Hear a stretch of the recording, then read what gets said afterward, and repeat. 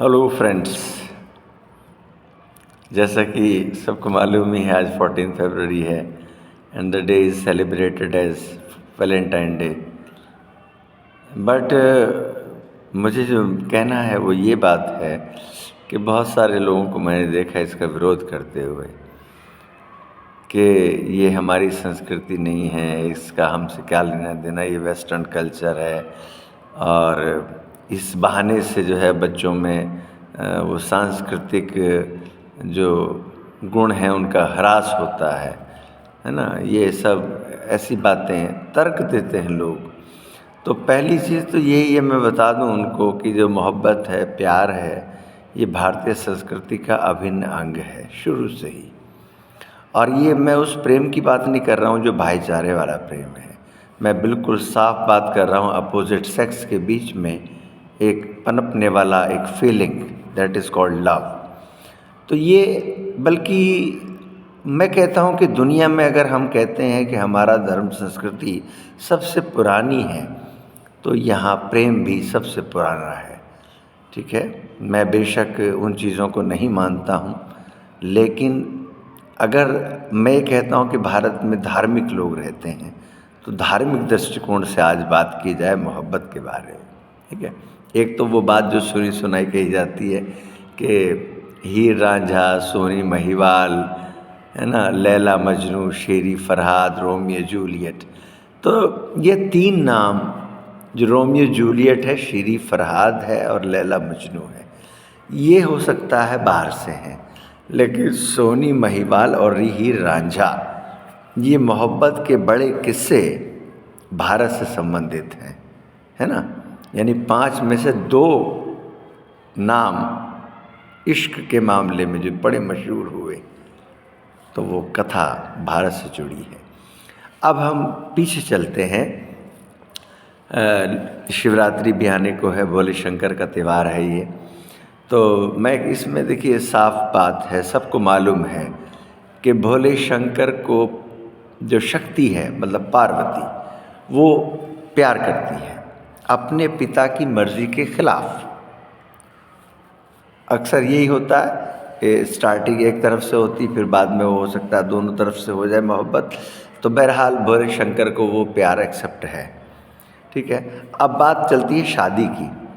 तो जैसा आज की डेट में भी देखने को मिलता है कि तमाम, अगर पेरेंट्स राज़ी नहीं है तो लड़कियां आत्महत्या कर लेती हैं या लड़के आत्महत्या कर लेते हैं। तो वही हुआ कि पार्वती के पिता राज़ी नहीं हुए, उन्होंने आत्महत्या कर ली, हवन में कूद कर अपनी जान दे दी। जब भोले शंकर को ये पता चला, तो जैसे फिल्मों में आप देखते हैं ना कि माशूका के साथ कुछ गड़बड़ जो कर देता है तो आशिक चीर फाड़ कर देता है उसके साथ। भोले शंकर ने फटाफट क्रोध में आए और एकदम पता लगा कि इसका कारण कौन है, कि पार्वती के पिता इसका कारण है, तो उन्होंने उनका गर्दन उड़ा दी। ठीक है, ये पता लगता है कि भोले शंकर जो हैं हमारे एक बहुत बड़े प्रेमी के तौर पे सामने प्रकट होते हैं। ठीक है, शक्ति को प्रेम करते हैं वो, और जो है गर्दन उड़ा देते हैं। फिर उसके बाद किसी तरीके से शक्ति जो है जीवित होती है, तो फिर जो है ये बात आती है कि इनके पिता को ज़िंदा किया जाए। भोले शंकर दुनिया के सबसे बड़े सर्जन हैं, ऐसा डॉक्टर दुनिया में कहीं नहीं मिल सकता। ठीक है, जैसे हमारे भोलेनाथ हैं कि मतलब अपने ससुर की गर्दन उड़ा दी, उसके बाद उनको बकरे की गर्दन लगा दी। इतना बड़ा ऑपरेशन सक्सेसफुल दुनिया में कहीं नहीं हो सकता।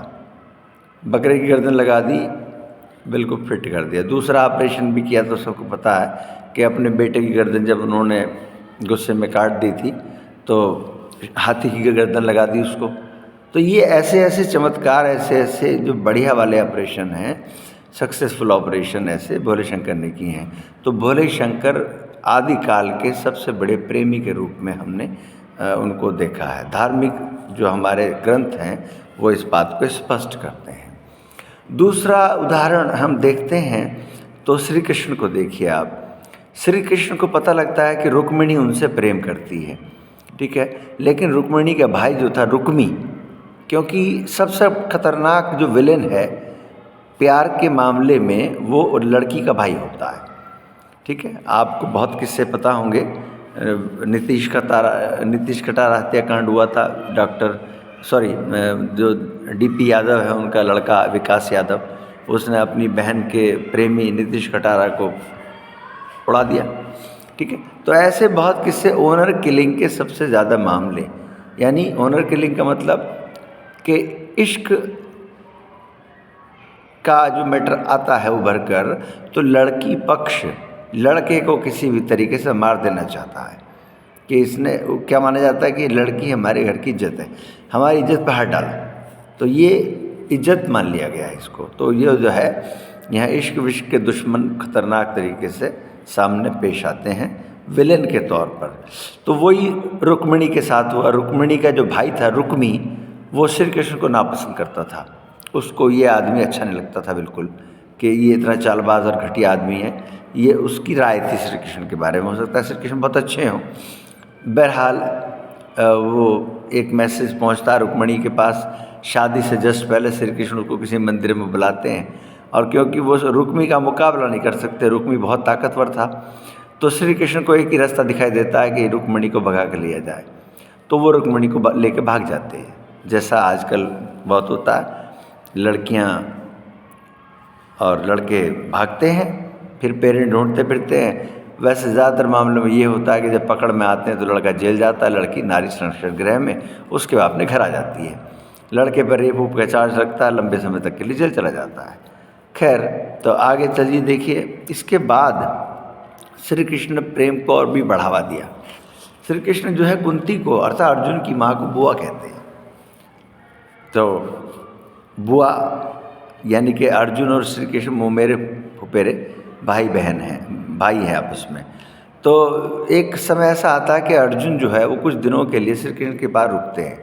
वहाँ सुभद्रा अर्थात श्री कृष्ण की बहन, जब वो आपस में दोनों भाई हैं रिश्ते के, तो इस हिसाब से अर्जुन की बहन लगती है सुभद्रा।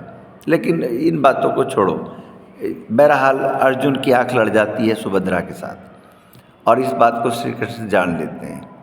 तो जान लेते हैं, श्री कृष्ण क्या कहते हैं कि अर्जुन एक काम करो, सुभद्रा को लेकर भाग जाओ, वरना यादव तुम्हें जिंदा नहीं छोड़ेंगे, तुम्हारी जान ले लेंगे यादव, इसलिए सुभद्रा को लेकर भाग जाओ, एक ही तरीका है। और अर्जुन सुभद्रा को लेकर भाग जाते हैं। तो ये भगा भगाई के किस्से। इसके बाद हम बात करते हैं संस्कृति के तौर पर ही श्री राम के बारे में। जब स्वयंवर में वो पहुँचे हुए हैं और किसी जगह पर वो रुकते हैं, विश्राम करते हैं, एक वाटिका में टहलते हैं, तो वहीं सीता जो है वो राम को देखती है और मन ही मन वो राम से प्रेम करने लगती है।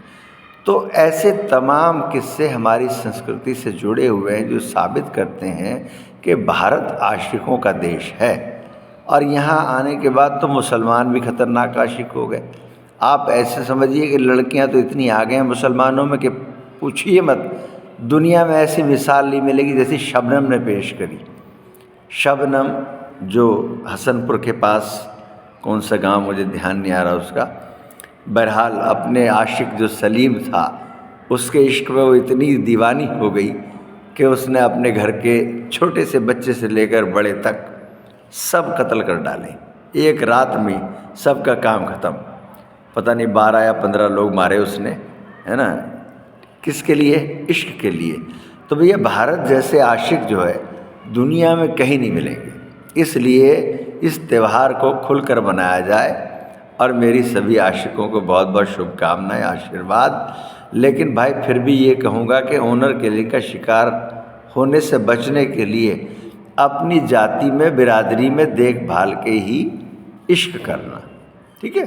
क्योंकि यहाँ खतरनाक किस्सा जो आता है वो इंटरकास्ट लव अफेयर को लेकर आता है। इंटर रिलीजन तो दंगा करा देता है। जो कवाल कांड हुआ 12-13 में, यस, तो वो किस वजह से हुआ? क्योंकि इंटर रिलीजियस मैटर था। हालांकि सरकार बहुत अच्छी कोशिश कर रही है लव जिहाद का नाम दे के इस पे, और बढ़िया एक्शन लिया जा रहा है। तो कुछ तो कंट्रोल हुआ है, लेकिन फिर भी और कोशिश करिए। आप अपनी भावनाओं में इतना मत बहिए कि, और बाकी तो आपके सामने दुनिया पड़ी है, जैसे जीना है जिए, मरना है मरिए। बहुत बहुत शुभकामनाएं। Happy Valentine day.